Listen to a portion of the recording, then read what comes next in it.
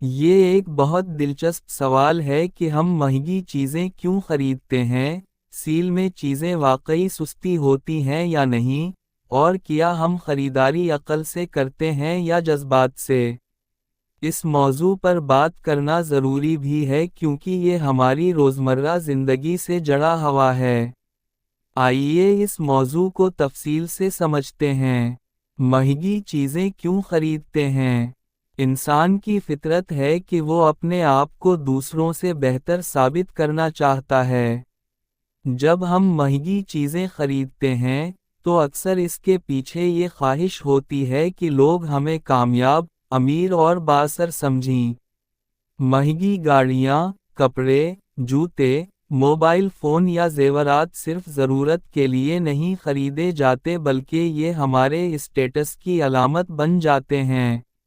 کئی لوگ برانڈڈ چیزیں اس لیے خریدتے ہیں تاکہ وہ سوسائٹی میں اپنی حیثیت ظاہر کر سکیں۔ Status symbol. مہنگی چیزیں خریدنا اکثر اسٹیٹس سمبل بن جاتا ہے۔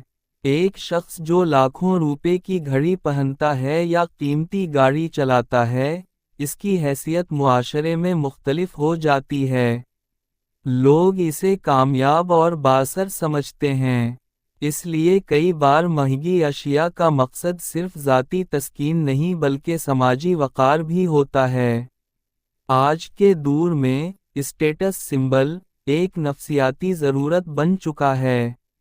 اگر کسی شخص کا دوست یا رشتہ دار ایک جدید ماڈل کی گاڑی خریدتا ہے تو وہ خود بھی ایسا کرنے کی کوشش کرتا ہے تاکہ سماجی طور پر پیچھے نہ رہ جائے۔ سوشل میڈیا نے اس رجحان کو مزید بڑھا دیا ہے۔ انسٹاگرام، فیس بک، ٹک ٹاک جیسے پلیٹ فارمز پر لوگ اپنی مہنگی اشیاء کی نمائش کرتے ہیں، جس سے دیکھنے والوں پر دباؤ بڑھ جاتا ہے کہ وہ بھی ایسی اشیاء خریدیں۔ نفسیاتی اثرات۔ انسانی نفسیات کے مطابق، مہنگی چیز خریدنے سے ایک الگ سا سکون اور خوشی کا احساس ہوتا ہے۔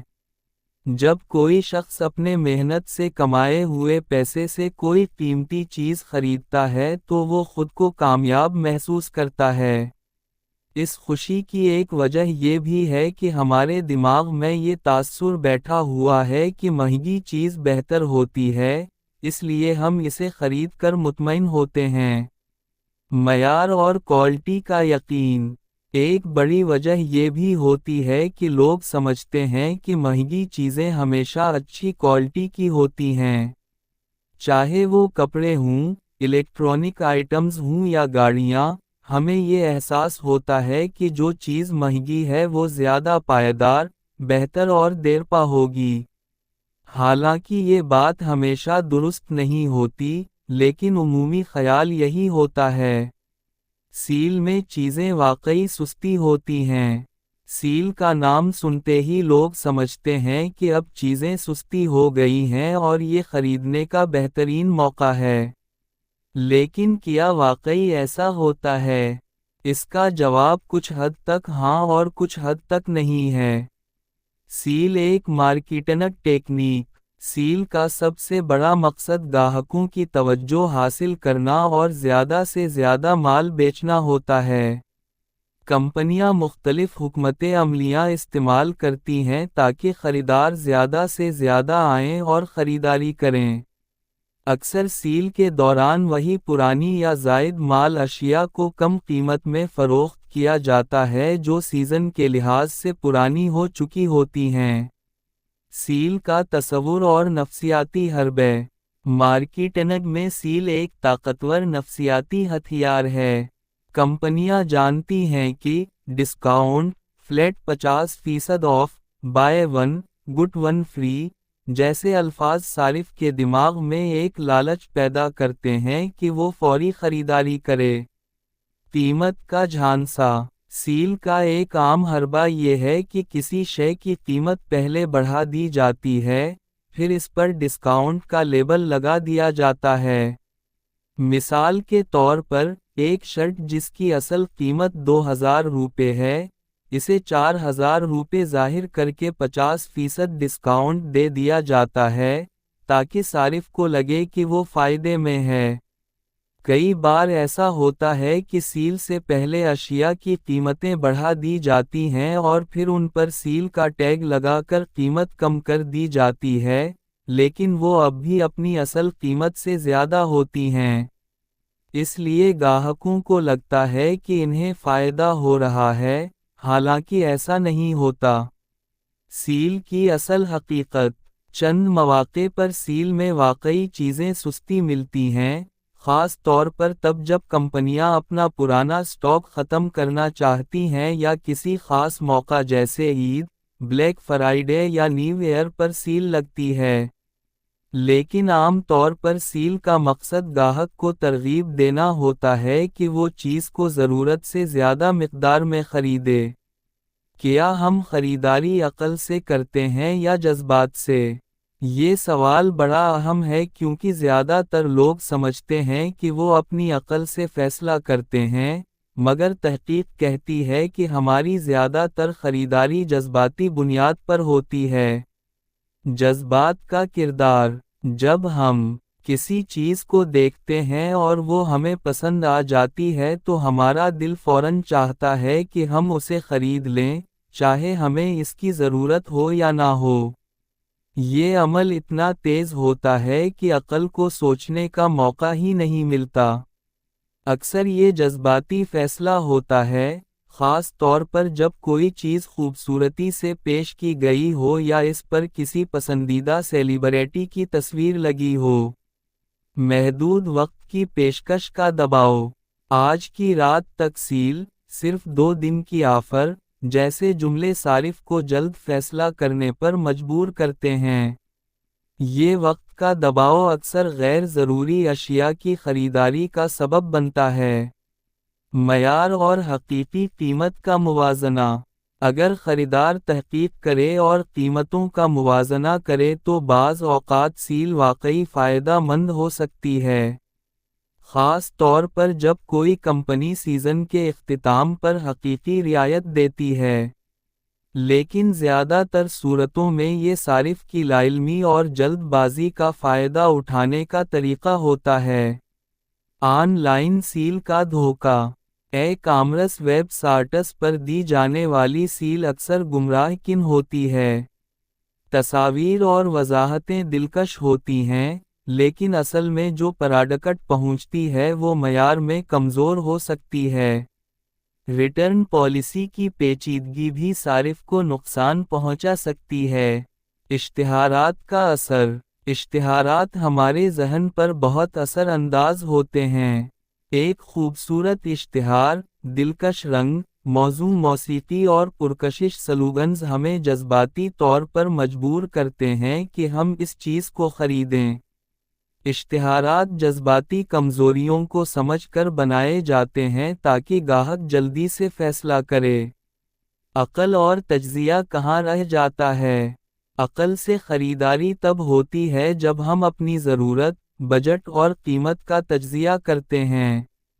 ہم مارکیٹ میں مختلف برانڈز کا موازنہ کرتے ہیں، کوالٹی اور قیمت کا جائزہ لیتے ہیں، تب جا کر کوئی چیز خریدتے ہیں۔ لیکن یہ عمل وقت لیتا ہے اور زیادہ محنت طلب ہوتا ہے۔ اسی لیے زیادہ تر لوگ آسانی سے جذبات کے ہاتھوں فیصلہ کرتے ہیں۔ جدید دور میں خریداری کا رجحان: آج کل آن لائن شاپنگ کا دور ہے۔ لوگ موبائل یا کمپیوٹر پر بیٹھ کر چند کلکس میں چیزیں آرڈر کر لیتے ہیں۔ یہاں جذبات کا عمل دخل اور زیادہ ہو جاتا ہے کیونکہ آن لائن شاپنگ میں اشتہارات، ریویوز اور ڈسکاؤنٹس اتنے دلکش ہوتے ہیں کہ عقل پیچھے رہ جاتی ہے۔ فلیش سیلز اور limited offers: online platforms اکثر فلیش سیل یا لمیٹڈ آفر کا اعلان کرتے ہیں، جس سے صارف کو یہ احساس ہوتا ہے کہ اگر وہ ابھی چیز نہیں خریدے گا تو موقع ضائع ہو جائے گا۔ اس جلد بازی میں ہم بغیر سوچے سمجھے خریداری کر لیتے ہیں۔ کریڈٹ کارڈز اور قسطوں کی سہولت: کریڈٹ کارڈز اور آسان اقساط نے خریداری کو مزید آسان بنا دیا ہے۔ جب ہمیں یہ سہولت ملتی ہے کہ ابھی خریدیں اور بعد میں قیمت ادا کریں تو ہم جلد بازی میں وہ چیزیں بھی خرید لیتے ہیں جو ہماری بنیادی ضرورت نہیں ہوتیں۔ دانشمندانہ خریداری کے اصول: اپنے جذبات پر قابو پانا، پہلے سے منصوبہ بندی کرنا، مارکیٹنگ کی چالوں سے باخبر رہنا، ضرورت کی بنیاد پر خریداری کرنا۔ سماجی و ثقافتی اثرات: 1. ثقافت اور رسوم: ہر معاشرے کی ثقافت میں خریداری کے مخصوص مواقع اور روایات شامل ہیں، جیسے عید پر نئے کپڑے، دیوالی پر تحائف، شادی بیاہ پر زیورات اور جہیز۔ 2. معاشرتی دباؤ: رشتہ داروں اور دوستوں کی توقعات اکثر افراد پر مالی دباؤ ڈالتی ہیں کہ وہ اپنی حیثیت سے زیادہ خرچ کریں۔ 3. طبقاتی تقسیم: امیر طبقے کے لیے مہنگی خریداری معمول ہے، مگر متوسط اور غریب طبقے کے لوگ معاشرتی فخر کے لیے غیر ضروری اخراجات کرتے ہیں اور قرض میں ڈوب جاتے ہیں۔ 4. سوشل میڈیا کی نمائش: انسٹاگرام، فیس بک پر مہنگی اشیاء کی نمائش مقابلے کا رجحان بڑھاتی ہے۔ لوگ خود کو دوسروں سے بہتر ثابت کرنے کے لیے خریداری کرتے ہیں۔ مالی منصوبہ بندی اور ذہانت: 1. بجٹ سازی کی اہمیت: ماہانہ آمدنی اور اخراجات کی منصوبہ بندی ضروری ہے تاکہ فضول خرچی سے بچا جا سکے۔ 2. مالی تعلیم: بچوں اور نوجوانوں کو مالی معاملات کی تعلیم دینا تاکہ وہ بہتر فیصلے کر سکیں۔ 3. اسمارٹ خریداری: ڈسکاؤنٹ، کیش بیک اور پروموشنل آفرز کا درست استعمال کر کے بہتر خریداری ممکن ہے۔ نتیجہ: مہنگی چیزیں خریدنا، سیل کا لالچ، اور جذبات سے خریداری کرنا انسانی فطرت کا حصہ بن چکا ہے۔ حالانکہ عقل کہتی ہے کہ ہر چیز ضرورت کے مطابق خریدی جائے، مگر ہمارے جذبات، سماجی دباؤ اور اشتہارات ہمیں اکثر غیر ضروری خریداری پر مجبور کر دیتے ہیں۔ ہمیں چاہیے کہ خریداری کرتے وقت خود سے چند سوال کریں۔ 1. کیا یہ چیز واقعی ضرورت کی ہے؟ 2. کیا اس کی قیمت مناسب ہے؟ 3. کیا کوئی سستا اور معیاری متبادل موجود ہے؟ 4. کیا یہ خریداری بجٹ میں ہے؟ 5. کیا یہ خریداری صرف وقتی جذبات کا نتیجہ ہے؟ اگر ہم ان سوالات کے جواب ایمانداری سے دے سکیں تو ہم بہتر اور معقول فیصلے کر سکتے ہیں۔